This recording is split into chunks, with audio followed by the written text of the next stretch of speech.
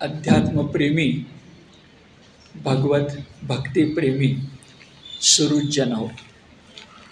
भागवत पुराण निरूपण हा जो तुम्ही आणि मी वक्ता आणि श्रोता यांनी वाग्यज्ञ सुरू केला होता, त्याला आज बरोबर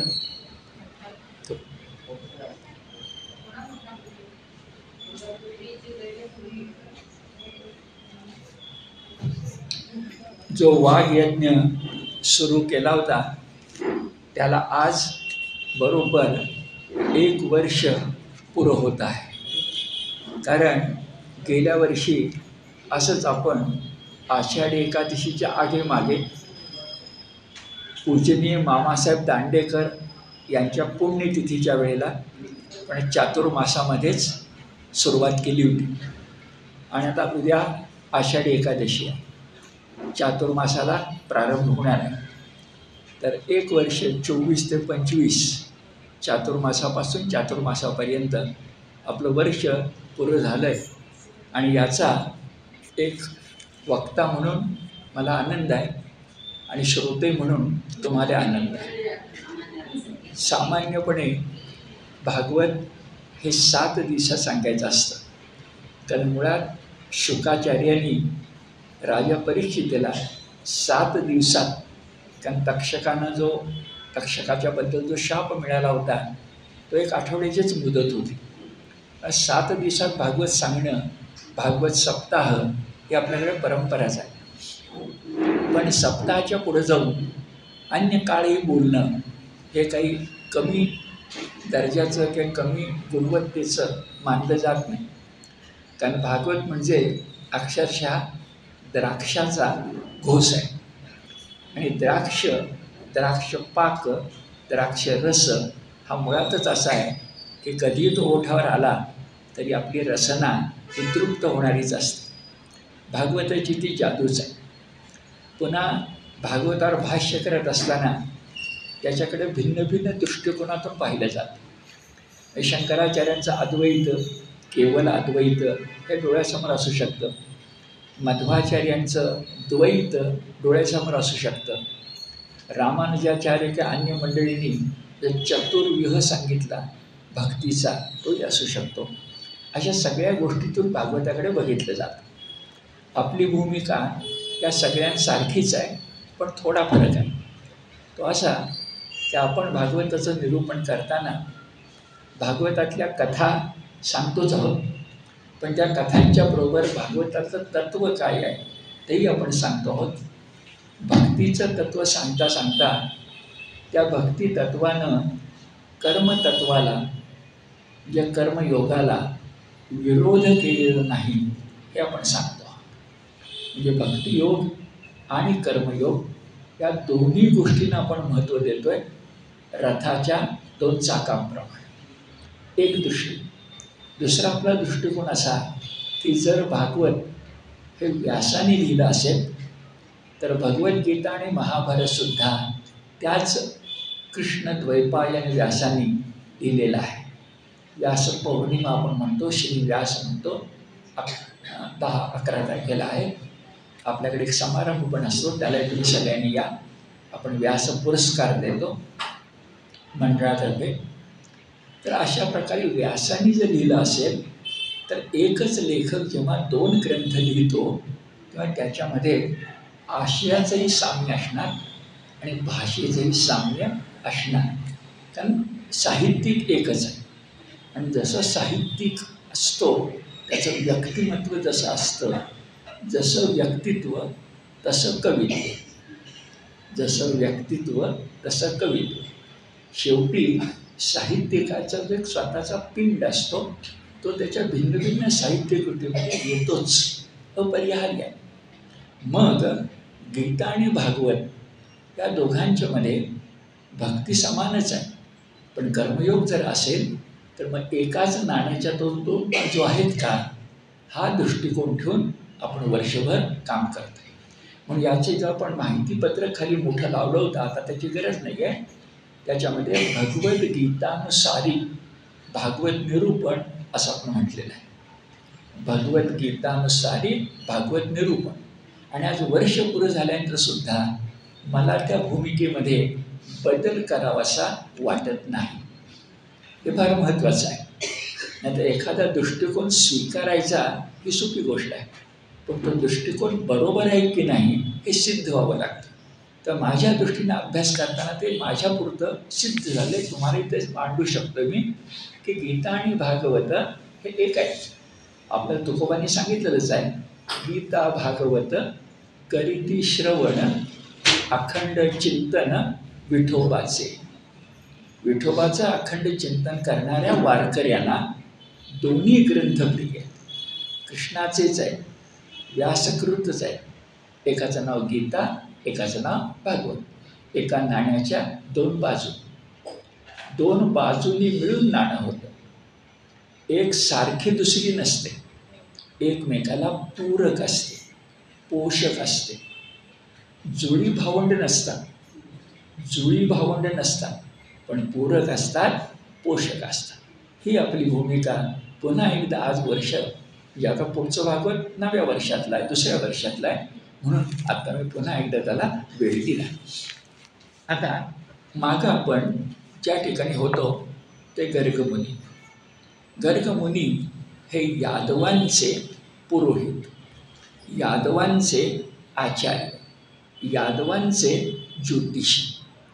यादव कुळामधली जी मुलं जन्मलेली असतील त्यांचं जातक कर्म, त्यांचं भविष्य सांगणं, त्यांची कुंडली मांडणं, या सगळ्या गोष्टी पुरोहित म्हणून गर्गमुनी करायचे.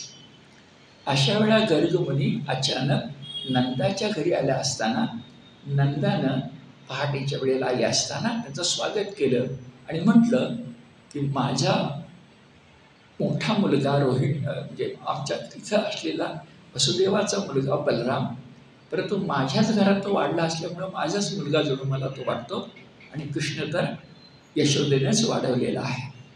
तर ही माझी 2 मुलं बलराम आणि कृष्ण, यांचं भविष्य सांगा. तर गर्गमुनी सावधपणे म्हणाले की मी भविष्य, बलरामाचा विषय एवढा नाही, पण मी भविष्य आता कृष्णाचं सांगितलं तर कंसाला अशी भीती सतत आहे की देवकी वसुदेवाच्या पोटी जन्मलेला 8वा जो आहे, 8वा मुलगा, तो माझा प्राणहर्ता आहे, मला मारणार आहे. तो कुठेतरी जन्मला आहे पण तो सापडत नाही आहे. अशा विचारात आणि विवंचनेत वसुदेव आहे, आपला कंस आहे. त्या कंसाला जर बातमी कळली की गर्गमुनींनी नंदाच्या घरी जाऊन नंदाच्या मुलाचं भविष्य सांगितलं, तर तू तर्क करू शकेल की नंदाचा मुलगा नाही आहे, हा यादव असण्याची शक्यता आहे. कारण गर्गमुनींनी भविष्य सांगितलं आणि यादव आहे म्हणजे वसुदेव यादव आहे. वसुदेवाचा तो पुत्र असण्याची शक्यता आहे, जो आपल्याला पाहिजे, जो आपण शोधतोय, जो मिळत नाही आहे. त्यासाठी आपण मागं बघितलं, त्या मंत्र्याने सल्ला दिला ते सगळ्या शहरात जाऊन, गवळीवाड्यात जाऊन, गावात जाऊन 8-10 दिवसात जन्मलेली जी मुलं असतील त्यांना मारूनच टाकूया सगळ्यांनाच. अशा प्रकारचा अघोरी कृत्य करण्याची ज्याची कल्पना आहे तो कंस ही बातमी कळल्यानंतर गप्प बसेल का? हे बोललोय आपण सगळं, अनुसंधान म्हणून आठवण करून दिली. म्हणून गर्गमुनी पहाटेच्या वेळेला गोठ्यामध्ये एका बाजूला जाऊन फक्त नंदाला कृष्णाचं भविष्य सांगताय. बलरामाचं संकर्ष म्हणून सांगितलं, त्याचाही वेगळा अर्थ गेल्या खेळाला सांगितला. आता कृष्णाचं भविष्य जेव्हा ते सांगतायत गोठ्यामध्ये एका बाजूला बसून, तेव्हा मी गेल्या खेळाला तुमच्या लक्षात आणून दिलं की आपल्या मुलाचं भविष्य गर्गमुनीसारख्या जाणकाराकडून ऐकण्याची यशोदेला किती इच्छा असेल. पण एकदा ठरलं की सावधपणे वागलं पाहिजे. सावधपणे वागायचं तर त्या आईलाही बोलवायचं नाही, फक्त वडील ऐकतील. गोठ्यात एका बाजूला इथं आपण होतो. आणि अशा वेळा गर्गमुनी म्हणाले की हा तुझा मुलगा गोपालकृष्ण तुझ्या नावामुळं म्हणजे त्या वसुदेवाच्या नावामुळं वासुदेव म्हणून ओळखला जाईल, हे त्याचं पहिलं नाव. आता वडिलांच्या नावानं मुलगा ओळखला जातो याच्याबद्दल गेल्या खेळाला आपण सविस्तर बोललो, त्याची पुनरुक्ती नको. वासुदेव हे पहिलं नाव असेल.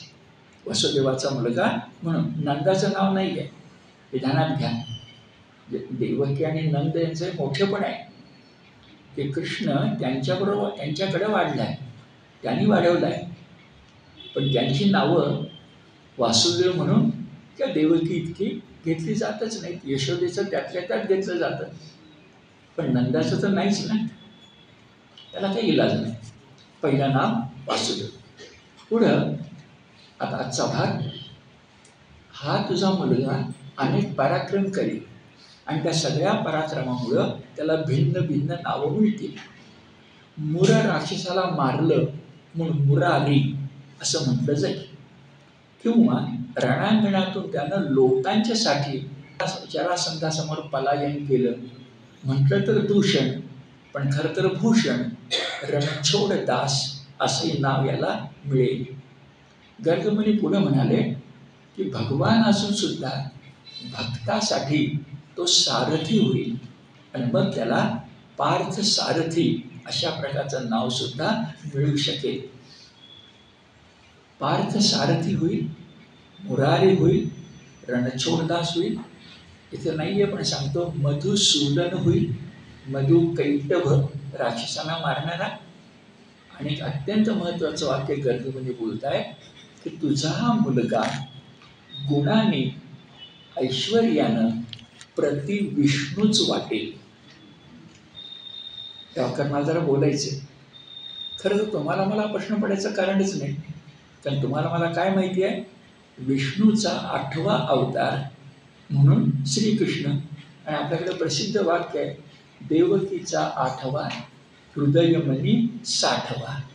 तो जो 8वा आहे अवतार, तो आपण मनामध्ये साठवला पाहिजे, आठवला पाहिजे. 8वा आणि आठवला पाहिजे, हे वाक्य आपल्याला माहिती आहे. मग का बरं गर्गमुनी आता म्हणताय की हा मुलगा गुणाहीन ऐश्वर्याने एवढा मोठा होईल की तो प्रति विष्णूच होईल. त्यावर सांगायचं असं, भागवताकडे आपण पुराण ग्रंथ म्हणून न बघता इतिहास ग्रंथ म्हणून बघितलं तर याच्या मागे एक रहस्य दडलेलं आहे. ते रहस्य असं की ज्याप्रमाणे शिवाजी महाराज हे पराक्रमानं, विलक्षण पराक्रमानं एवढे मोठे झाले की आज आपण त्यांना राजा शिवछत्रपती म्हणजे प्रत्यक्ष शिवाचा अवतार असं मानतो.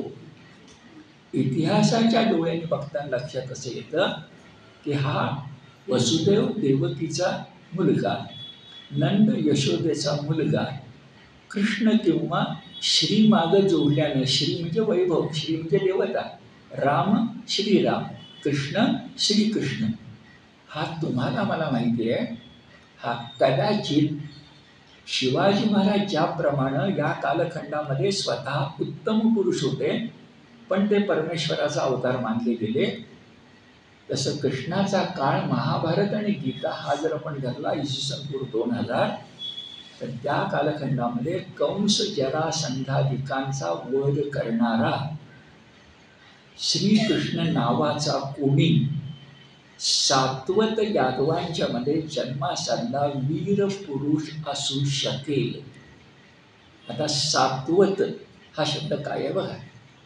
आपण मागं बघितलंय की यादवांचं जे यादवांचं जे कुळ आहे त्याच्यामध्ये भिन्न भिन्न घराणी आहे. वसुदेवाचं घराणं वेगळं आहे, कंसाचं घराणं वेगळं आहे, शूरसेन, उग्रसेन वगैरे नाव आपण बघितले. त्यावेळी मी सांगितली होती. कुंती भोज, आता कुंतीचा यादवच आहे ना, तिच्या वडिलांचं नाव कुंती भोज, त्यांचा एक कुळच झालं, त्याला कुंती भोज कुळ म्हणू लागले. कुंती नाव त्यातून आलेलं आहे वडिलांच्याकडनं. जे यादवांची भिन्न भिन्न कुळं होती, त्या यादवांच्या भिन्न भिन्न कुळामध्ये एक कुळ सात्वत, उच्चारायला थोडं कठीण आहे, तला व सात्वत कुळ असू शकेल. आणि या कुळामध्ये जन्मलेला एक पुरुष कृष्ण नावाचा इतिहास काळात आपल्या पराक्रमानं कृष्ण हा श्रीकृष्ण झाला. नुसता श्रीकृष्ण झाला नाही, तो श्री विष्णूचा अवतार ठरला. जर इतिहासाच्या डोळ्याने भागवताकडे पाहायचं म्हटलं तर हे असू शकेल. याला पुरावा कोणता? तर गर्गमुनी म्हणताय की हा मुलगा साक्षात श्री विष्णू ठरेल. आपण काय म्हणू? शिवाजी शहाजी भोसले जिजाईचा पुत्र हा कोण ठरला? शिवाचा अवतार ठरला. राजा शिवछत्रपती हे प्रेम आहे आपलं, पण नाव जर सांगायचं तर शिवाजी शहाजी भोसले. ती एक ऐतिहासिक व्यक्ती आहे आणि ती व्यक्ती कोण ठरली? शिवाचा अवतार ठरली. आता याला आणखीन एक पुरावा आहे. तो असा की आत्ता हा जो कृष्णाचा भक्ती मार्ग आहे तो मी आत्ता सांगितल्याप्रमाणे अगदी केवळ अद्वैत शंकराचार्यांचा आहे. कारण पांडुरंग अष्टक त्यांनी लिहिलेलं आहे विठ्ठलाबद्दल. मध्वाचार्यांचा आहे. आत्ता सांगितलेलं आहे चतुर्विह पूजा. मागं खूपदा आपण बोललो वासुदेव, संकर्षण, प्रद्युम्न, अनिरुद्ध, हे आपल्याला माहिती आहे. आता बघा, याला चतुर्विह पूजा म्हणतात. यालाच भागवत संप्रदाय म्हणतात. भागवत म्हणजे भगवंतच. यालाच एक शब्द ऐकून ठेवा, पांचरात्र तत्वज्ञान असं म्हणतात. महाभारतात किंवा आपल्याकडे आध्यात्मिक परंपरेमध्ये 5 रात्री एक भगवंताचं तत्वज्ञान सांगितलं गेलं. 5 रात्री म्हणून त्याला 5 रात्र पंचरात्र असे तत्वज्ञान म्हणतात. तेही भागवतच आहे. आणि ऐकण्यासारखं आहे की याच भागवत संप्रदायाला सात्वत संप्रदाय असंही म्हणतात. हे परंपरा मान्य नाव आहे. आपल्या अध्यात्मात अनेकदा येतं. कसला धर्म? सात्वत धर्म. व्यासाने महाभारतात काय सांगितला? सात्वत धर्म. परोपकार म्हणजे पुण्य, परपीडा म्हणजे पाप. हा धर्म कोणाचा? सात्वत धर्म. असं अनेकदा येतं. हा दुसरा पुरावा. म्हणजे कृष्ण हा जन्मानं यादव असला तरी सात्वत असला पाहिजे. त्या कुळालाही त्यानं मोठं केलेलं आहे. स्वतः तो विष्णूचा अवतार झाला आहे असं इतिहासाच्या डोळ्याने आपण म्हणू शकतो. याला गर्गमुनींचे उद्गार कारणीभूत आहेत. काय उद्गार आहेत बरं? तुझा मुलगा, आता नंदाला म्हटलंय, गुणांनी, ऐश्वर्यानं आणि पराक्रमानं केवळ प्रतिविष्णूच होईल. शब्द बघा, प्रतिविष्णूच होईल. शिवाजी महाराजांच्या बरोबर नेताजी पालकर होते. त्या नेताजी पालकरांचा पराक्रम विलक्षण आहे. त्यांचं जीवनही मोठं सुखदुःखानं भरलेलं आहे. त्यांना धर्मांतर करावं लागतं आणि पुन्हा ते आपल्या हिंदू धर्मामध्ये आले. त्या नेताजी पालकरांचा उल्लेख काय केला जातो? प्रति शिवाजी. तसं विष्णूला आपण म्हणतोय प्रति विष्णू. थोडंसं तात्विक आपलं बोलून झालं, पण भागवती भक्तीची कथा आहे. आता भक्तीच्या कथेकडे जाऊया. आणि आत्तापासून पुढे तुम्हाला कृष्णाच्या बाललीला ऐकायला मिळणार. आपण म्हटलं या बाललीलाकडे वैज्ञानिक दृष्टीनं पाहायचं म्हटलं तर बरोबर नाही. मग अद्भुत रस गाळावाच लागेल. वैज्ञानिक दृष्टीनं पाहायचं म्हटलं तर अद्भुत रस गाळावाच लागेल. पण भागवतामध्ये अद्भुत रस आहे. ते मी सविस्तर बोललोय, आठवत असेल तुम्हाला. नवरसामध्ये अद्भुत आहे. शांत भक्तीनंतर आहे, पण नवरसामध्ये अद्भुत आहे. अद्भुताच्या अंगानं जावंच लागेल. हे अद्भुताच्या अंगानं जाताना वात्सल्य रस सुद्धा आपल्याला भागवतामध्ये ठाई ठाई भेटतो. कसा आहे वात्सल्य रस बरं? मी तुम्हाला सांगितलं, आजही घरामध्ये जन्मणारं लहान मूल हे गोपालकृष्णच असतं. आणि 100 वर्षापूर्वी जन्मलेलं लहान मूल सुद्धा गोपालकृष्ण असतं. असा कसा देवाचा देवबाई ठकडा, देव एका पायानं लंगडा, असं संत एकनाथ म्हणाले. पण काय गंमत आहे बघा, त्याने ती गवळण किंवा भारूड म्हणून देवाला ठकडा म्हटलं, गंमत म्हणून म्हटलं. आणि आमच्या घरामध्ये देवपूजेमध्ये सुद्धा लंगडा बाळकृष्ण असतो. खरं बोलायचं तर एखादी गोष्ट लंगडी असली तर काय म्हणू आपण त्याला? सगळं बोलतोस खरं, पण लंगडं बोलतोस म्हणू की नाही? पण बालकृष्ण मात्र आपला लंगडा आवडतो, ही जादू लक्षामध्ये घ्या. कारण लहान मुलं रामताना अशाच प्रकारे पाय आजही करत असतात. हे भागवतकारांनी बरोबर टिपलंय. म्हणून ते म्हणतात, बलराम आणि कृष्ण दोघात 2 वर्षाचं फक्त अंतर आहे. बलराम आणि कृष्ण दोघे आपल्या हातावर आणि गुडघ्यावर रांगत रांगत वावरत असत. अनेकदा ते चिखलामध्ये जात असत. चिखलानं माखत असत आणि त्यांच्या कमरेत आणि पायामध्ये ज्या काही साखळ्या होत्या त्याचा घुंगूर नाद देवकीला अतिशय आनंद देत असे, असं भागवतकार आपल्याला सांगतात.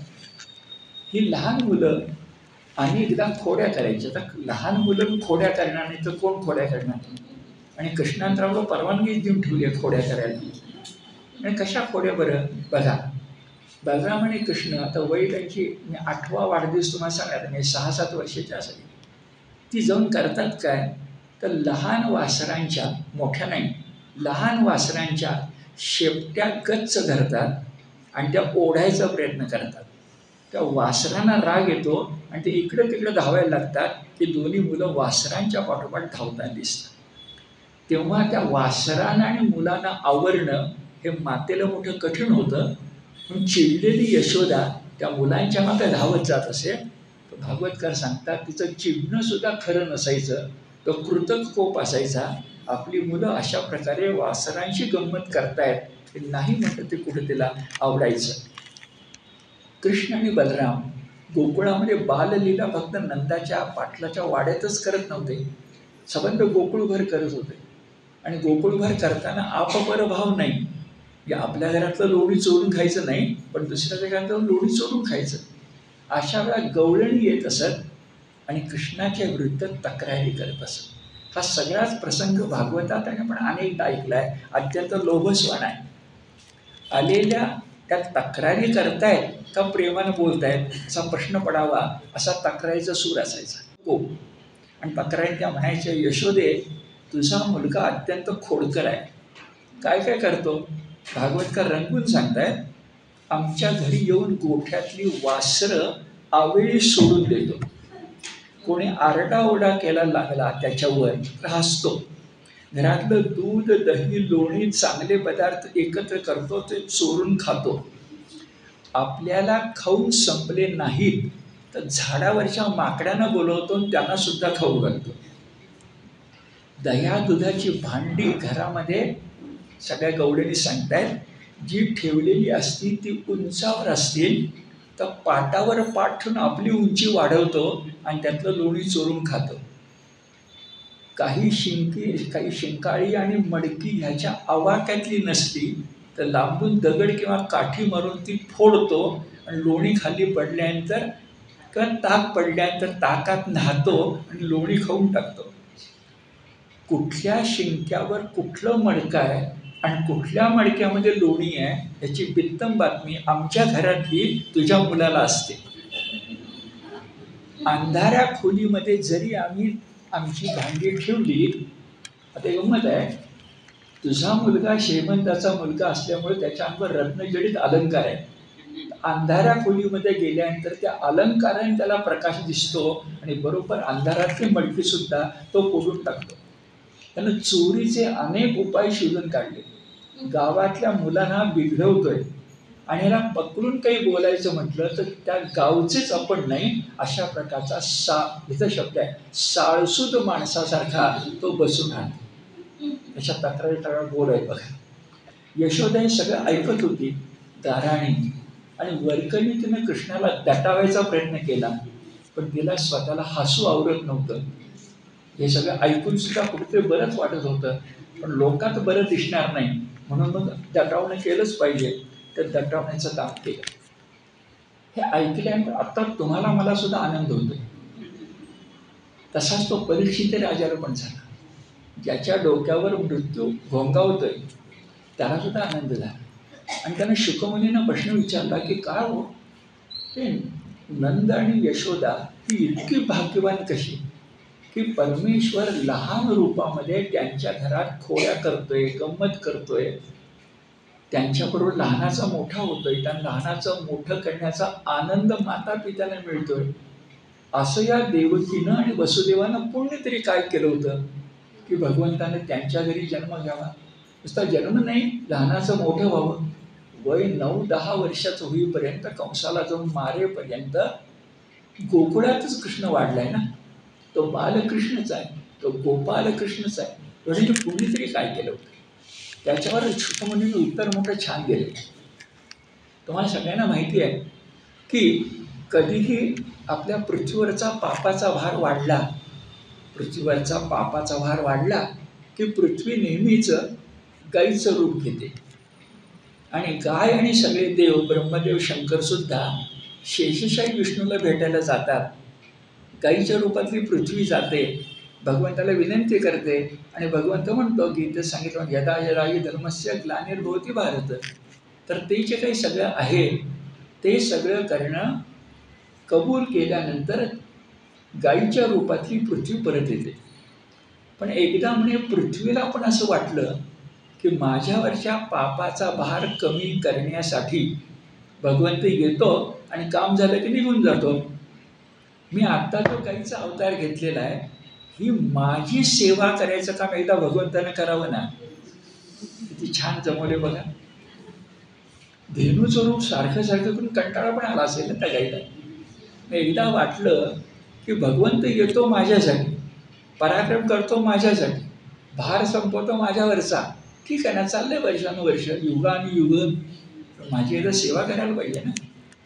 आई म्हणून, नुसती सेवा नाही, आई म्हणून बघा, गाईची सेवा भगवंतांना करायला पाहिजे. पण गाईची सेवा करणारे जे कोणी आहेत त्यांची सेवा पण जरी केली भगवंतानं तर आणखीच चांगलं नाही का. गाईची सेवा कोण करतं? गोपाल. नंद आणि वसुदेव गोपाल आहेत. म्हणून भगवंत म्हणाले त्या धेनूला म्हणजे पृथ्वीला की गोपाल रूपामध्ये येऊन मी तुमची सेवा करेन, गाईची सेवा करेन. नुसती सेवाच करेन नव्हे, तुमच्या पोटी जन्म मी घेतलाय असं तुमच्यावर मी लहानाचा मोठा होईल, तुम्हाला अपत्य सुख पण मिळेल. एवढं सगळं पुण्य वसुदेव देवकींना मिळालं कसं? परीक्षेचा प्रश्न तोच आहे. उत्तर असं आहे, आपल्याकडं परमेश्वर आणि त्याच्या खाली काही देवता असतात. महानुभाव संप्रदायात अधिक मानलं जातं. देव, देवता आणि त्याच्यावर परमोच्च असा परमात्मा. इंद्र कोण आहे? देव आहे. तशा देवता पण असतात. शक्ती पुन्हा वेगळ्याच असतात. मातृका असं त्यांना म्हणतात, ते पुन्हा वेगळेच आहेत. आता जायला नको, गोपींचा संदर्भ आला की तो शक्तीचं वर्णन मी तुम्हाला सांगतो. पण अशाच आणखी कोण असतात बरं? तर असेच देव आणि देवता यांच्या मधली शक्ती ज्यांच्यापाशी आहे त्यांना अष्टवसू असं म्हणतात. आता वसू आणि वसुदेव, वसू आणि नंद यांचं नातं सांगितलं जातं. या अष्टवसूंची ताकद काय असते बरं? तर कृष्णाचे हे जे 8 अवतार आहेत ते अष्टवसू. भीष्म जे जन्मास आले, गंगेत सोडले गेले, तेही अष्टवसूपैकी एक. अशा अनेक कल्पना आपल्याकडे. थोडक्यात लक्षात काय घ्यायचं, वसू हा शब्द शक्तिमंत देवता म्हणून आहे. आणखी साम्य बघा, वसू आणि वसुधा या शब्दातलं साम्य बघा. वसुधा म्हणजे पृथ्वी, धन धान्य जल यानं युक्त असणारी वसुधा, आणि जल धान्य श्रीमंती देणारे कोण असतात? वसू, अष्टवसू. जसे अष्टदिग्पाल असतात तसं 8 वसूंच्यापैकी कोणीतरी एक द्रोण नावाचा वसू होता. नाव द्रोण आहे. आणि त्या वसूची पत्नी, स्त्री, कोण जो वसू होता द्रोण, त्याची पत्नी, तिचं नाव धरा असं होतं, पृथ्वी. आता याचा संदर्भ मी आत्ता सांगितलं की पृथ्वी म्हणाली भगवंत माझी सेवा करू दे की. तर ती धरा आणि द्रोण नावाचा वसू यांच्या पुण्याईच्या सामर्थ्यावर विष्णूनं त्यांना वरदान दिलं होतं की तुम्ही नंद यशोदा व्हाल. त्या व्हाच आधी जाऊन, जसं त्या आदिमाईला सांगितलं होतं की मी जाणार आहे, माझ्या आधी तू जन्म घे, तसं नंद आणि यशोदा म्हणजे वसू आणि वसुपत्नी द्रोण आणि धरा यांनी कोकणामध्ये आधीच जन्म घेतला माता पिता म्हणून. आणि त्यांना माता पिता म्हणून अपत्य सुख द्यायला भगवंत त्या ठिकाणी अवतरले. परीक्षितीची शंका दूर झाली की पुण्याई असल्याशिवाय भगवंत असा घरामध्ये येत नाही. तो आलेला आपल्याला दिसतो. बाळे लीला वाढतच जातात. एक दिवस असं दही घुसळलं जात होतं. कृष्ण आलाच, लोणी मागून घेतलं, खात होताच. आणि यशोदेच्या मनात विचार आला की काय गाऱ्हाणी आपण ऐकली बरं. आणि ते गाराने ऐकता ऐकता एकीकडं कृतकोप येत होता आणि एकीकडं आनंदही वाटत होता. भागवतकार अगदी इंग्लिश तोंडात होतं, इन डिटेल अत्यंत तपशीलवार सांगतात. आपल्याला तेवढं तपशीलवार बघायची गरज नाही, पण भागवतकार भक्तीचा रंग अर्धा मुर्धा ठेवत नाही. एखादं चित्र जेव्हा चित्रकार काढतो आणि आपण बघतो, त्यातली खोली कळते, त्यातली उंची कळते, त्यातला रंग कळतो. ते निर्माण करण्यासाठी त्याला किती वेळा ब्रशचा रंग त्या ठिकाणी टेकवावा लागतो हे आपल्याला कळत नाही. तसं भागवतकरांचं आहे. तर आता भक्तिचित्र जे काय रंगवायचं आहे त्याला अनेक गोष्टी आहेत. आपल्याला काही आवडतील काही नाही आवडतील. जे उल्लेखलं ते पटकन सांगून पुढे जाऊया. यशोदा कृष्णाला स्तनपान देत होती. ते स्तनपान अपुरंच राहिलं आणि अशा राहिलं याचं कारण चुलीवरचं दूध, हा संदर्भ मागे मी दिला होता. चुलीवरचं दूध उतू जातंय म्हणून ते धावत गेली. स्तनपान अपुरं, ही गोष्ट मी सांगितली आहे. अपुरं राहिलं म्हणून कृष्णाला राग आला आणि कृष्ण चिडून त्या ठिकाणी दातोट खाऊन समोरचा डेरा फोडायला लागला. एवढ्यामध्ये तृणावर्ताची गोष्ट सांगताना सगळं सांगितलं होतं मी तुम्हाला. आता जरा वेगळं आहे, काही प्रसंग साम्य आहे. कृष्ण चिडून तर वरवंटा म्हटलंय, पण लहान मुलाला वरवंटा काही झेपणार नाही. दगड मारून त्याला समोरचा डेरा फोडला. कृष्ण ह्याच्या लक्षात यशोदेच्या येईना की असं दूध सगळीकडे सांडलंय कसं. तर अशा स्थितीमध्ये यशोदेला बऱ्याच दिवसानंतर कृतक कोपाच्या ऐवजी खराखुरा राग आला आणि ती म्हणाली, आता या मुलाला जरा शिकवलंच पाहिजे, कान पिळलाच पाहिजे. आणि म्हणून तिनं आपल्या सगळ्यांच्या घरात जे घडलं तेच केलंय. त्या कृष्णाला बांधून ठेवलं पाहिजे. फार गडबड करायला लागली. आता बांधून ठेवायचं कुठं? गोपाळाचं घर. तर घरामध्ये मोठ्याच्या मोठं उखळ होतं, दगडी. त्या मोठ्याच्या मोठ्या दगडी उसळात उखळा कृष्णाला बांधलं गेलं, दोरीनं बांधलं गेलं. आणि गर्गमुनी म्हणाले त्याप्रमाणे त्याला आणखीन एक नाव मिळालं, दामोदर. उदर पोट, दाम म्हणजे दोरी. पण भागवतकार कसा रंग सांगतात बघा. कृष्णाला यशोदेनं उखळाला बांधायला सुरुवात केल्यानंतर गवळ्याच्या का गोपाळाच्या घरामध्ये गुरांना बांधायला दावं असतं, दोरी. ते एक दावं आणलं आणि लहान मुलाला बांधायचा प्रयत्न केला. गोल फिरत असताना तिच्या लक्षामध्ये आलं की दावं कृष्णाच्या पोटापाशी आलं की 2 बोटं कमी पडतंय. म्हणून दुसरं दावं आणलं तरी कमी पडायला, अद्भुत रस कमी पडायला लागलं, आणखी कमी पडायला लागलं. तर ती चिडली आणि घरामध्ये जेवढी दावी होती सगळी एकत्र आणली. इथं म्हटलंय एकमेकाला गाठवली. आपला इथे देशी शब्द आहे बघा. एकमेकाला गाठवली आणि कृष्ण नावाच्या त्या छोट्या मुलाला उखळाला बांधलं आणि विचार केला, चला आता काही तास तरी बघायला नको, आपण आपली घरातली सगळी कामं नीट करू शकू. आता अशी स्थिती रंगवताना भागवतकार जेव्हा उखळाला बांधतायत आणि कृष्ण बांधून घेतोय, याच्यावर भागवतकार काय आणि आपले वारकरी काय कशी भक्ती जागवतात बघा. पुढे मी भागवताचा श्लोक तुम्हाला सांगणार आहे की कृष्ण हा मुळी सगळ्यांचे बंध तोडतो, पण इथं मात्र कृष्णाला बांधलं गेलंय.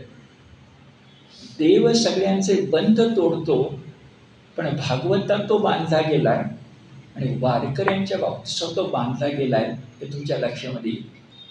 आपल्या वारकरी संप्रदायातली उद्या आषाढी एकादशीच आहे. वारकरी संप्रदायातली जशी मुक्ताबाई श्रेष्ठ कवयित्री आहे, तशी त्याच कालखंडातली त्याच काळातली समकालीन श्रेष्ठ कवयित्री म्हणजे जनाबाई. आणि त्या जनाबाईचे प्रसिद्ध अभंग तुम्हाला माहिती आहे. धरीला पंढरीचा चोर, आता देवाला चोर म्हटलंय, धरीला पंढरीचा चोर. आणि भाषा बघा, हृदयाचा बंदीखाना केला, त्यात हरी कोंडला. हृदयाचा बंदीखाना केला आणि त्यात हरी कोंडला, असं म्हणतायत जनाबाई. आणि भागवतकार काय म्हणतायत? भागवतकार इथं संस्कृत श्लोकामध्ये त्यांचे शब्द बघूया आपण. म्हणतायत, भगवंताला बांधणं कुणाला शक्य नाही, पण भगवंत भक्तासाठी स्वतःला बांधून घेतो, म्हणून उखळ्याला बांधलेला दामोदर अवतार जन्मास आला. भाष्यकारांचे संस्कृत शब्द बघा. एवं संदर्शिता ही अंग हरिणा भृत्य वश्यता स्ववशेन अपि कृष्णेन यस्य इदं स ईश्वरं वशे. दुसरी ओळ प्रथम बघूया. ईश्वरं वशे, ईश्वराच्या ताब्यामध्ये सगळे असतात. वश ताब्यामध्ये असणं, ईश्वरं वशे, भगवंत सगळ्यांना ताब्यामध्ये ठेवतो. असा भगवंत सगळ्या जगाला ताब्यामध्ये ठेवणारा स्ववशेनं स्वतःला बांधून घेतोय दामोदर म्हणून.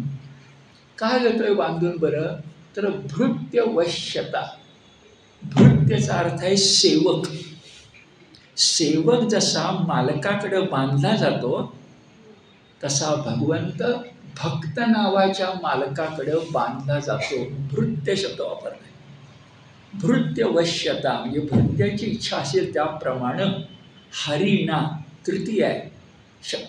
भगवंतानं म्हणजे भगवंतानं स्वतःला भक्तांच्या इच्छेसाठी बांधून घेण्याची गोष्ट संदर्शिता सगळ्यांना दाखवून दिली. शब्द काय आहेत? एवं संदर्शिता ही अंग हरिणा भृत्यवश्यता स्ववशेन अपि कृष्णेन यस्य इदं सहा ईश्वरं वशे. सगळं भगवंताच्या ताब्यात आहे, पण स्वतःची इच्छेत तो बांधून घेतो, कारण तो भृत्य वश्य असतो, तो भक्तांना बांधलेला असतो. संदर्शिता असं तुम्हाला मला दामोदर अवतार घेऊन दाखवून दिलं. भक्तीचं सूत्र आपल्या लक्षामध्ये आलं. आता कथेचं सूत्र. उखळाला बांधलेला कृष्ण काय गप्प बसतोय का? उभं उखळ कृष्णानं आपल्या ताकदीनं आडवं केलं. आता लहान मुलांना कसं केलं? अद्भुत आडवं केलं. तर गप्प बसावं की नाही? घरात बांधले उखळ नाही, धावत धावत म्हणजे चालत चालत बांधलेलं उखळ आडवं करून तो अंगणात गेला. अंगणात गेला त्या ठिकाणी दोन अर्जुन वृक्ष उभे होते. वृक्षाचं खास नाव आहे अर्जुन वृक्ष, ताड वृक्षासारखे. ते दोघं एकमेकाजवळ होते, त्यांच्यात अंतर कमी होतं. कृष्णानं मुद्दाम ठरवून मधूनच जायचा प्रयत्न केला, कडेन नाही, मधूनच जायचा प्रयत्न केला. परिणामी उखळ त्या दोन झाडांना घासलंच पाहिजे आणि दोन झाड उन्मळून पडलेच पाहिजे. असे अर्जुन वृक्ष उन्मळून पडण्याची बाललीला कृष्णाने केली. पण भागवतकार सांगतात कृष्णाच्या प्रत्येक बाललीलेमध्ये भगवंताकडून भक्ताचा उद्धार असतो. म्हणून दोन जे अर्जुन नावाचे वृक्ष होते ते मुळामध्ये कुबेराची मुलं होती. दोन मुलं, जसे विष्णूचे जय विजय तसे कुबेराची दोन मुलं. एकाचं नाव नलकुबेर, वडिलांचे नाव आहे कुबेरमध्ये नलकुबेर, आणि एकाचं नाव आहे मणिग्रीव. ग्रीव म्हणजे मान, मणिग्रीव. आता कथा रंगवली. हे दोघं एकदा जलक्रीडा करण्याचा आनंद घेत असताना, काही हरकत नाही, पण जलक्रीडा घेण्याचा आनंद घेत असताना अचानक त्या ठिकाणी नारद मुनी आले. अशा वेळेला कुबेराची मुलं, कुबेरा देवांचा खजिनदार आहे ना, तर कुबेराच्या मुलांना काहीतरी चांगले संस्कार असायला पाहिजे. जलक्रीडा हा जरी भाग असला तर तिथून बाहेर यावं आणि नारद मुनींचं स्वागत करावं. पण एवढाही संस्कार कुबेराच्या मुलांच्यावर नव्हता, आणि म्हणून त्यांनी जलक्रीडा तर थांबवलीच नाही, पण जलक्रीडा करताना हातानं पाणी उडवून नारद मुनींची चेष्टा करायला सुरुवात केली. तेव्हा मात्र नारद मुनी राग आला. त्यांना आधी क्षमा केली असते, पण हे काही ठीक नाही, हे संस्कार शून्यतेचं लक्षण आहे. म्हणून नारदाने नलकुबेर आणि मणिग्रीव या दोघांना शाप दिला. पुन्हा उशापही दिला, आणि उशापामध्ये सांगितलं की तुम्हाला काही काळ जलक्रीडेचा आनंद करताना साधू संत तुम्हाला लक्षामध्ये येत नसतील, इतके जर तुम्ही कुसंस्कारित झाला असाल तर देव नव्हे, माणूस नव्हे, चालतं बोलतं आयुष्य नव्हे, तर एका जागी जगून राहणं, असं तुम्हाला वृक्ष योनीमध्येच जावं लागेल. तसे तुम्ही गोकुळात जा. आणि नाही म्हणत तर कुबेराची मुलं असल्यामुळं तुम्हाला उशाप देऊन ठेवतो की कृष्णावतारामध्ये कथा आपण आता ऐकलीच. कृष्णाच्या हातानं तुम्ही उन्मळून पडलात की पुन्हा तुम्हाला दिव्य तेज प्राप्त होईल. तसं घडलं. नारद मुनींनी सांगितल्याप्रमाणे त्या उखळामुळं दामोदरानं ते झाडं कशा प्रकारे पडली. भागवतकार पुन्हा रंग कसे घालतात बघा. ते उखळ जुळ्या अर्जुन वृक्षांच्या मध्ये अडकलं. जुळ्या अर्जुन वृक्षांच्या मध्ये अडकलं. वृक्षाची मुळं तुटली, खोडं, फांद्या आणि पानंही डळमळून गदगदा हालायला लागली. प्रचंड आवाज झाला आणि झाडं मुळासकट उन्मळून पडली. हे सगळं वर्णन चित्र ज्याला आपण दृश्य रंगवणं म्हणतो, हे तुमच्या डोळ्यात, म्हणजे आता मी वाचतोय तुम्ही ऐकताय, पण जेव्हा भागवत आपण वाचत असलो, लक्ष देऊन जर वाचत असलो तर ते चित्र आपल्या डोळ्यासमोर उभं राहतं आणि भक्ताच्या डोळ्यासमोर राहतं. ही अट लक्षात घ्यायची. भक्ताच्या डोळ्यासमोर राहतं ही भागवतकारांची जादू आहे. तसं घडलं. हे दोघं त्याच्यामधून तेजस्वी सिद्ध पुरुष दोन झाडातून बाहेर आले. शेवटी कुबेराची मुलं आहे. भगवंताची ती स्तुती सुरू केली. आता भागवतकार काय करतात, त्यानं स्तुती सुरू केली म्हटलं की काही श्लोक तुमच्या माझ्यासाठी ती स्तुती पुन्हा देतात. भागवताची कथा वाचताना आपलं असं वाटू शकतं काय पुन्हा पुन्हा ती स्तुती. आणि नुसती ती स्तुती नाही, तर ते शब्दही सारखे असतात. आपण काही शब्द ईश्वर दर्शन घेऊया. कृष्णा, तू महायोगी आहेस, परमश्रेष्ठ आहेस, आदिपुरुष आहेस, कालासारखाच अविनाशी आहेस, षडैश्वर्य गुणसंपन्न जणू विष्णू आहेस, तू ब्रह्मरूप आहेस, तू जगाची उत्पत्ती करतोस, तू यादवाधिपती आहेस आणि आम्ही तुझे दासानुदास आहोत. आम्हाला आता बघा, भक्ती नारदाच्या अवकृपेमुळं का होईना पण तुझं दर्शन घडण्याची कृपा लाभली. नारद मुनींच्या अवकृपेमुळं का होईना पण तुझं दर्शन, साक्षात दर्शन, याचं कुबेराला कुठून घडणार आहे भगवंताचं साक्षात दर्शन. तर ते साक्षात दर्शन आम्हाला घडलं आणि म्हणून आम्हाला आशीर्वाद दे. आता मी म्हटलं भागवत आणि गीता एका नाण्याच्या दोन बाजू. अभ्यासातून कसं लक्षात येतं बघा. आता कुबेराची मुलं आहे. कुबेर कोण आहे? देवांचा खजिनदार. त्याला कृष्णानं काय उपदेश करायला पाहिजे? कशासाठी त्यानं शाप मिळाला? संस्कार नाहीत म्हणून. मग जाताना आशीर्वाद दे म्हटलं तर काय म्हणायला पाहिजे? संस्कार देवो भव, तुमचे चांगले संस्कार असू देत. पण व्यासांची गीता आणि व्यासांचं भागवत असल्यामुळे बघा चक्क या ठिकाणी चांगला संस्कार म्हणजे समत्व योग सांगितलेला आहे. आता कुठे सगळे संस्कार आणि कुठे गीतेचा समत्व योग? गीतेमध्ये समत्व शब्द अनेकदा आला. विनोबांनी त्याच्या साम्य योगच पाहिला. योगाची व्याख्या करताना समत्वम योग उच्यते असंच म्हटलं. आणि इथं भागवतकार जे शब्द वापरत आहेत ते साधू नाम समचित्तानाम सुतराम मत्कृतात्मनाम दर्शना न भवेद बंधः पुंसा अक्ष्णः सवितु यथा. आता कुबेराच्या मुलांना व्यासांच्या कृपेनं किंवा व्यासांच्या शब्दांनी कृष्णानं उपदेश काय केले बघा. पुढे दृष्टांत आहे. अक्ष्णः, अक्ष म्हणजे डोळे, सविता म्हणजे सूर्यनारायण. सूर्यनारायण पटकल्यानंतर डोळ्यासमोरची अंधारी दूर होते आणि ज्याप्रमाणे प्रकाश मिळतो त्याप्रमाणे साधू समचित्त झाले की ते माझ्या ठाई एकरूप होतात. दृष्टांत झाला.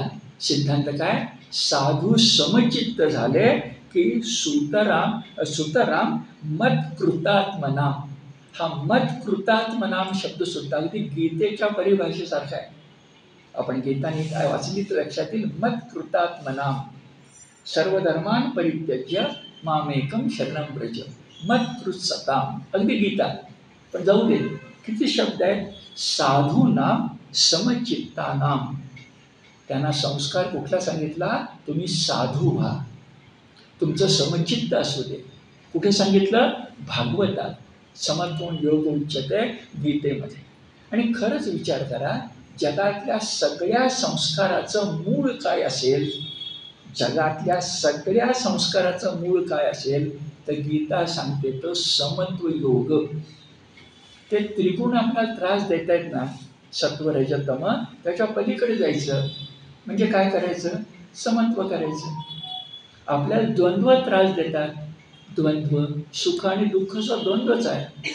थंडी आणि ऊनचा द्वंद्वच आहे. द्वंद्वाच्या पलीकडे जायचं, गुणातीत व्हायचं, ज्ञानी भक्त व्हायचं, ज्ञाननिष्ठ व्हायचं, स्थितप्रज्ञ व्हायचं. गीता सांगते ना. म्हणजे काय करायचं? सगळ्या गोष्टीकडे समचित्तानं पाहायला शिकलं पाहिजे. तुकोबा म्हणाले, माती आणि सोने आम्हा विष्णुदासा समान. म्हणून शिवछत्रपतींचा नजराणा ते परत पाठवू शकले ना. कठीण आहे. मी बोलतोय, तुम्ही ऐकताय, मला कळतंय कठीण आहे. पण नेहमी सांगतो ती गोष्ट लक्षात ठेवा. सूर्य लाखो फॅरेनहीट उष्णतामानानं जळत असतो. सूर्य लाखो फॅरेनहीट उष्णतामानानं जळत असतो. म्हणून तुमच्या माझ्या शरीरामध्ये 98.5 असतात. तिथं जर 98.5 असले तर आपण कुठे असू याचा विचार करा. तर गीता आणि भागवताला हे सांगितलंच पाहिजे. भाष्य करताना मला हे सांगितलंच पाहिजे. कारण कधीतरी त्याचा परिणाम होईल ना. आणि झाला तर आपल्याला मोक्ष मिळेल. या जन्मात नाही, पुढच्या जन्मात. पण मूळ बदलत नाही ना. मला भागवत सांगताना या गोष्टीत रस वाटतो की साध्या कुबेराला उपदेश करताना साम्याना साधूनाम समचित्तानाम ही गोष्ट सांगावीशी वाटली. हे झालं तत्वज्ञान. पुन्हा लगेच कथेकडं. कारण कथाच लोकांना आवडते. त्यामुळं 2 झाडं उन्मळून पडली आणि पडल्यानंतर त्यांनी प्रचंड आवाज केला. नंदाच्या वाड्यात अंगणातली गोष्ट आहे. पण आवाज इतका मोठा झाला की सगळ्या गोकुळात ऐकू गेला. आणि पाटलाच्या घरात, मोठ्या माणसाच्या घरात काही ते घडलं म्हणतात. माणसं धावत आली, येतातच. आणि धावत आली बघतात ते उखळ आहे, एक कृष्ण आहे, बालकृष्ण उखळ आहे. आणि समोर 2 मोठीच्या मोठी झाडं मोडून पडली. तेव्हा त्यांच्यात एकमेकात चर्चा सुरू झाली की ही झाडं उन्मळून कशी पडली असतील. तर एक गोप दुसऱ्या गोपाला म्हणाला, कृष्ण ज्या ठिकाणी इथं आहे ना, तर ते कृष्णानेच हे केलं असेल. तर दुसरा हुशार होता. तो म्हणाला, काय मूर्खासारखं बोलतोस? अरे ते केवढं लहान मूल. आता मी 8 वर्षाचा म्हणणार, इथं 6-7 वर्षाचं. लहान मूल उखळ घेऊन आलं तरी उखळानं लहान मुलाच्या ताकदीनं 2 अर्जुन वृक्ष उन्मळून पडतील का? आपण भरपूर पावसाचा अनुभव घेतलेला आहे. तेव्हा झाडं पडतात ना. तर उगीच आपली झाडं पडतात. एकमेकात भांडण सुरू झालं. होणारच. हुशार माणसं एकत्र आली की भांडण होणार. तर भांडणं सुरू झाली. तेव्हा छोटी छोटी जी गोप बालकं होती ती म्हणाली, तुम्ही काही बोलू नका, आम्ही तुम्हाला सांगतो. बालादपि सुभाषितम ग्राह्यम. आम्ही तुम्हाला सांगतो, आम्ही डोळ्यांनी बघितलं की हा बालकृष्ण उखळ घेऊन आला, झाडं पडली, त्यांच्यातून 2 दिव्य पुरुष जन्म झाले. लहान मुलं सांगतायत, दिव्य पुरुष जन्म झाले. या कृष्णाला वाकून त्यांनी नमस्कार केला. लहान मुलांना आश्चर्यच वाटणार की नाही. 2 दिव्य तेजस्वी पुरुष आले अंतर्धान पावल्यानंतर, जे योग मार्गातले आहेत. पण ह्या मुलाला त्यांनी नमस्कार केला. तेव्हा लोकांचा विश्वास बसला या माणसांचा की कृष्ण अशा काही लीला करून आपल्याला आनंदित करतो. एक अशी लीला आहे की मी नुकतंच बालसंस्कार वर्गासाठी, आपण एक बालसंस्कार वर्ग चालवतो, खूप बोललो मी त्याच्याबद्दल. त्याला जी काही लहान मुलांना आपण पुस्तक देता किंवा मी पुस्तक निवडलं आहे, ऐकून ठेवा. श्रीकृष्णाच्या 105 गोष्टी, सरस्वती प्रकाशाचं पुस्तक आहे. आणि सगळ्या लहान मुलांना ते आपण मंडळाची भेट म्हणून द्यायचं असं आपण म्हणायचं ठरवलं. 105 गोष्टी कृष्णाच्या. आता इथे यायच्या आधी आपला सहज बसल्या बसल्या भागवत वाचतोच आहे, कारण 105 गोष्टी वाचल्या. 105 गोष्टीमध्ये महत्त्वाच्या गोष्टी यायला पाहिजे का नको. एक मला छोटी गोष्ट दिसली जिला मी महत्त्वाची म्हणत नव्हतो, ती आता येणार आहे, ती महत्त्वाची म्हणून तुम्हाला मी सांगतो. 105 गोष्टीनं मला शिकवलं. काय बरं, तर एका वाक्यात गोष्ट सांगायची तर फळ विक्या एका स्त्रीची फळाची परडी कृष्णानं रत्नानं भरून टाकली. गोष्ट एका फळ विक्रेत्या स्त्रीची गोकुळात फळं दिल्यानंतरची तिची काही टोपली होती ती रत्नानं भरून टाकली. एवढी गोष्ट. पण भागवतकार कसे रंगवतात बघा. पहिली गोष्ट अशी की आणि त्याच्या श्लोकही मी तुम्हाला सांगणार आहे, म्हणजे भाष्यकारांची वाणी पण आपल्याला कळू दे. एकदा एक फळ विकणारी बाई फळं घ्या फळं म्हणून गोकुळामध्ये आली. रस्त्याने चालली होती. कृष्णाने तिला बोलावलं आणि म्हणाला फळं दे. ती म्हणाली फळं विकत मिळतील आणि फळं जर हवी असतील तर तुझ्या घरातलं 2 मुठी धान्य तरी मला मिळालं पाहिजे. म्हणून कृष्णाने आपल्या 2 मुठीमध्ये धान्य घेतलं आणि तिच्या परडीमध्ये टाकलं. आता सगळं धान्य घेतलं आणि टाकलं जर शब्द आठवा. त्यात भागवतकार काय गंमत करतात तुमच्या लक्षात येईल. आता धान्य टाकलं गेलं तेव्हा तिनं धान्य टाकल्यानंतर ती जी फळं होती ते कृष्णाला दिली. त्यांना धान्य मिळालं. पण तिला धक्का बसला की फळं दिल्याबद्दल धान्य तरी मिळालंच, पण धान्याबरोबर त्या ठिकाणी रत्न पण मिळाली. एवढी गोष्ट आहे. आता अद्भुत गोष्ट आहे. पण भागवतकार 2 गोष्टी सांगतात की तो जो अच्युत आहे, कृष्णाचं एक नाव काय अच्युत, त्यानं हातामध्ये धान्य घेऊन च्युत केलं, जे टाकलं. तर चक्क शब्द आहे तस्य च्युत ध्यानम करद्वयम. आपल्या 2 हातांनी करद्वयम धान्य च्युत. अच्युत शब्दाचा अर्थ माहिती आहे. च्युत म्हणजे वरून घरगळून पडणं. माणसाचं जर म्हणजे सूर्य अस्ताला गेला तो अच्युत नाही. परमेश्वर कोण आहे अच्युत आहे. कधी घरगळत नाही, कधी खाली येत नाही, तो आहे तसाच राहतो. पण धान्य मात्र ओंजळीमध्ये टाकलं. कुणी टाकलं अच्युतानं टाकलं. म्हणजे अच्युताचा च्युत झाला. च्युत म्हणजे धान्यानं करद्वयम जे रत्न मिळालं. एवढं असतं तरी काही आपल्याला विशेष वाटलं नसतं. भगवंत पुढे सांगताय, आपले भागवतकार पुढे सांगताय, मग मी श्लोक वाचतो की हा भगवंत सगळ्यांना कर्माची फळं देतो. गीतेत काय सांगितलं बघा आपल्याला, शेवटी फळं 5वं आहे दैव मेवात्र पंचमम. तुम्ही किती कर्म करा, काही करा, अधिष्ठान करता सगळे तुम्ही, पण फळ कोण देतं शेवटी तो देतो. आता गंमत लक्षात आली का, जो जगाला फळ देतो त्याला एका फळ विक्रेत्या स्त्रीनं फळं दिली. जगाला फळ देणाऱ्याला सुद्धा कोणीतरी फळ देणारं भेटतं, ती गोकुळातली कोणीतरी एक फळ विक्रेती असते. हे सगळं मनामध्ये ठेवून भागवतकार श्लोक लिहितात. फल विक्रयिणी, फळ विकणारी एक स्त्री, विक्रय, फल विक्रयिणी तस्य, तिच्या टोपलीमध्ये च्युत धान्यम करद्वयम, आपल्या 2 हातांनी करद्वयम ओंजळीतून घरातलं धान्य आणून त्यानं टाकलं आणि फळं घेतली. पण काय घडलं, फलैही अपुरयेत रत्नैही.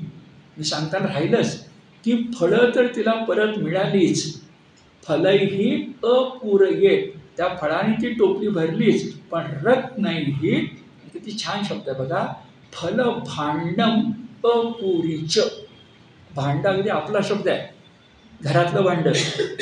फल भांडम, फळाची टोपली रत्नानं पण भरली, फळानं पण भरली, अच्युतानं धान्य दिलं म्हणून भरली, आणि जगाला फळ देणारा जो कोणी आहे त्याला फळ देणारी एक स्त्री पण भेटली, असं आपल्या लक्षामध्ये येतं. फक्त भगवंताला अशा प्रकारे एक विकत घेऊ शकतो, बांधू शकतो. जनाबाईचं आपण माझ्याशी म्हटलं त्याप्रमाणे.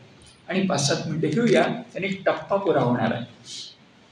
आत्तापर्यंत आपण सगळं नंद यशोदा, कृष्णाच्या बाललीला या सगळ्या कुठं पाहतोय, गोकुळात. आता ते जे काही यमुना काठी एक वसाहत असेल, सिंधू संस्कृती जर आठवा, सिंधू संस्कृती ते तुम्हाला ती वसाहतीमध्ये, तशी एक गोकुळ नावाची वसाहत असेल, त्याला गोकुळ नाव का पडलं असेल. माझं सांगितलंय, गो म्हणजे गाई, गाईंचं कुल गोकुळ. दुसरं गो म्हणजे इंद्रिय, गोविंद, त्यांचं एकत्रीकरण म्हणजे माणसं, म्हणजे गोविंद ज्यांच्याबरोबर आहे ती इंद्रियधारी, असंही असेल. आता आपण सगळेजण गोकुळ वृंदावन हे जोड शब्द उच्चारतो. आजही आपण जर गेलो तर गोकुळ वृंदावनाची सफर करून आलो असं म्हणतो. वृंदावन आहेच आज. त्या गोकुळ वृंदावनामध्ये अंतर आहे आणि मुळामध्ये गोकुळात बालकृष्ण होता. या बाललीला तो करत होता. गावच्या लोकांना वाटलं की ह्या कृष्णाच्या जीवावर बेतणाऱ्या सगळ्या ज्या काही असुरांच्या गोष्टी घडत आहेत या भूमीवरच घडत असाव्यात. या भूमीवरच काहीतरी अशुभ असावं, भूमीवरच काहीतरी अरिष्ट येत असावं, म्हणून सगळ्यांनी कृष्णाच्या प्रेमाखातर गोकुळ सोडलंय. आणि काही अंतरावर असणारं जे वृंदावन आहे, वृंदावन म्हणजे काय, इथं शब्द आहे बृहद्वन. गोकुळ जे आहे ना त्याला आपण गोकुळ म्हणतोय. भागवतकारचं नाव सांगतात बृहद्वन. बृहद्वन याचा अर्थ मोठं वन, ते वृंदावन. तुलसी वृंदावन. आपल्याकडं एका गणपती समोर वृंदावनाचं दृश्य तुम्हाला मला गणेशोत्सवात बघायला मिळणार आहे. ते काय आहे नेमकं तरी बघा, म्हणजे मी आता काय बोलतो ते लक्षात येईल. तुलसी वृंदावनाचा आकार डोळ्यासमोर आणा, तसा त्या वृंदावनाचा आकार तुम्हाला तिथे दिसेल. पण वृंदावन, बृहदावन याच्यामध्ये गावच्या गाव उठून दुसरीकडे जातं. पुन्हा तुम्हाला सिंधू संस्कृती मी सांगतोय. सिंधू संस्कृतीच्या उत्खननातून लक्षामध्ये आलंय की थरच्या थर बदलत गेलेत. सरस्वती नदीचा पूर आला की पूर इतका यायचा आणि गावच्या गाव होऊन जायची, तेव्हा माणसं काही घाबरायची नाही की वरच्या बाजूला सरकायची, डोंगराच्या बाजूला, आणि नवी वसाहत करायची. आपल्याला हडप्पा मोहनजोदडोमध्ये नव्यानं कळलंय. कुणी कुणाचा विध्वंस वगैरे केलेला नाही आहे. इंग्रजांनी आपल्या डोक्यात घातलं होतं आर्य अनार्य संघर्ष, काही घडलेलं नाही आहे. कुठल्याही सांगाड्यातून काही कळत नाही आहे. व्यापारी लोक होते, घरं बांधण्याची पद्धत होती, व्यापारी होते. सिंधू संस्कृतीमध्ये जगाशी व्यापार करत होते. सिंधू संस्कृतीपासून आज आपलं कच्छचं रण आहे, ते ओलांडून आपण द्वारकेपाशी गेलो की जहाजात प्रवेश करतील अशा गोदी आत्ता आहेत. गुजरातमध्ये आज आपल्याला समुद्रकिनारी डोंगरामध्ये अशी गोदी सापडलेली आहे.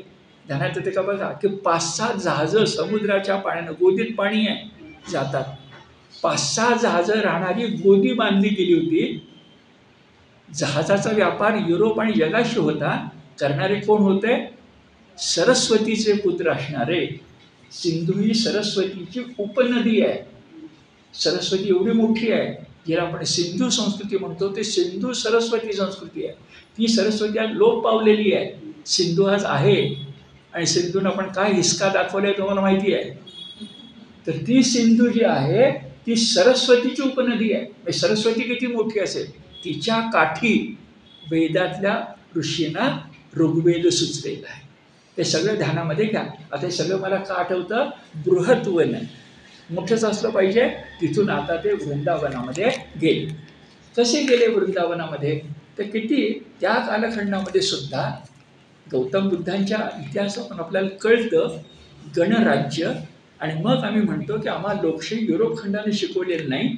आम्हाला संसद, गणराज्य, लोकशाही हे सगळे आमच्याकडे इसवी सन पूर्व कालखंडामध्ये गौतम बुद्धांच्या जीवनात आहे. त्या कालखंडात परिषदा भरल्या आहेत, धर्म परिषद. काही आम्हाला नवं कुणी शिकवायचं कारण नाही आहे. हे मी जे म्हणतो त्याला पुरावा तुम्हाला सांगतो. आता गोकुळ जे आहे, वृंदावन नाही, गोकुळ जे आहे त्याचा प्रमुख कोण? प्रमुख आहे नंद. पण गावामध्ये एक उपनंद नावाचा, आता नंद नाव आहे, उपनंद काय मला कळत नाही, पुन्हा ते कुळ असेल. हां, उपनंद नावाचा गावातला सगळ्यात वयोवृद्ध माणूस आहे. त्या वयोवृद्ध माणसानं नंदाला सांगितलं की गोकुळमध्ये आपण ग्रामसभा भरवली पाहिजे. हे सगळं भागवतात आहे. आणि ग्रामसभा भरल्यानंतर तो उपनंद म्हणाला, वयोवृद्ध ज्ञानवृद्ध गोप म्हणाला, शब्द बघा, देशकाल वर्तमान जाणल्यानंतर मला असं वाटतं की गोकुळचं हित जर असेल तर आपण सगळ्यांनी ही वसाहत सोडून दुसरी वसाहत केली पाहिजे. कारण आता कृष्ण या आपल्या मुलांच्यावरच अरिष्ट येत आहे. पुढच्या पिढीनं विचार काय केलाय बघा. म्हणजे मागच्या पिढीनं पुढच्या पिढीचा मुलांच्यावर अरिष्ट येत आहे. आणि चक्क उल्लेख केले, पूतना राक्षसी आली, तृणावर्त आला, अर्जुन वृक्ष पडले, अशी संकट आपल्या मुला बाळांच्यावर गुजरत आहेत. म्हणजे कृष्ण एकटा नाही आहे, मुला बाळांच्यावर गुजरत आहे. तेव्हा ही भूमीच आपण सोडली पाहिजे. तिथं अरिष्ट वगैरे उल्लेख नाही आहे, पण इथल्या भूमीवर संकट येत असतील, आत्ता मी सांगितलं सिंधू संस्कृती, जागाच बदलली पाहिजे, दुसरं काय करता येत नाही. मग जागा कुठली बरं? जागा सांगितली आहे, इथून जवळच एक वृंदावन नावाचं वन आहे. नीट ऐका. त्या ठिकाणी पर्वत आहे, पाऊस पाणी चांगलं आहे, पर्वत आहे, गवत आहे, वेली भरपूर आहेत, गोप गोपींना राहता येईल, घरं बांधता येईल एवढी जागा आहे. आणि अशा ठिकाणी आपण जाणं अत्यंत उत्तम आहे. इथं म्हटलं नाही आहे, पण पुढच्या शनिवारी सांगतो, कृष्ण आणि बलरामाला सगळ्यात आनंद कशाचा, सगळ्यात गोपांना आनंद कशाचा झाला, तर हे सगळं आहे. पण उपनंदानानं सांगितलेलं वृंदावनामध्ये आहे ते म्हणजे यमुने काठचं अत्यंत मोठं असं वाळवंट. या वाळवंटाची किंमत आषाढीला पंढरपूरला गेल्यानंतर तुम्हाला कळेल. नदी काठी वाळवंट मोठं असल्याशिवाय भक्तीला बहर येत नाही. ते वृंदावनात तुम्हाला वाळवंट भेटणार. पण इथं जो पर्वत सांगितला तो कुठला पर्वत आहे? गोवर्धन पर्वत आहे. त्या गोवर्धन पर्वताची पूजा करून इंद्राला आव्हान देण्याचं काम कृष्णाने केलं. हे सगळं इथं नुसतं उल्लेख करून ठेवला आहे. गोवर्धनचा उल्लेख इथं नाही आहे, कारण गोवर्धन शब्द सुंदर आहे, गाईला वाढवणारा गोवर्धन. गोपाला दुसरं काय पाहिजे? पर्वत म्हटलंय, वेली म्हटलंय, गवत म्हटलंय, सुपीक जागा म्हटली आहे, नद्यांचा प्रदेश आहे, यमुनेचाच काठ आहे. त्या ठिकाणी आपण जाऊया. आणि मग गाड्या भरल्या गेल्या. किती तुमचं माझं जीवन आहे बघा. रोहिणी आणि यशोदा एका गाडीमध्ये बसले. कृष्ण आणि बलराम पुढे धावत होते. मुलं कधी गाडीमध्ये बसत नाही, ती पुढे धावत होती. अशा गाड्या जात होत्या. आणि 2 वाक्य सुंदर आहेत. रोहिणी आणि यशोदेला कळलंच नाही की वृंदावन कधी आलं, कारण त्या दोघी बलराम आणि कृष्णाच्या खोड्या ऐकण्यात आणि सांगण्यामध्ये रमलेल्या होत्या. थांबूया.